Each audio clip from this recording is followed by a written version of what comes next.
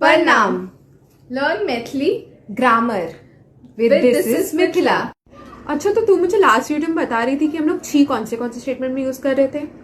तो जैसे पहले मैंने बताया है कि छी हम लोग मोस्टली आंसर स्टेटमेंट्स में यूज करते हैं।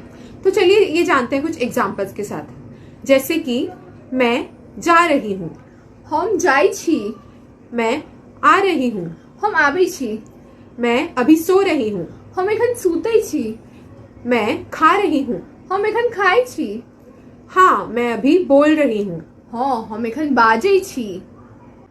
ये सब तो सीख लिया, बट अभी अभी मैंने एक नया वर्ड सुना, छई। अब ये छई कहाँ पे यूज किया जाता है? अब इसके लिए तो तुझे नेक्स्ट वीडियो देखना पड़ेगा।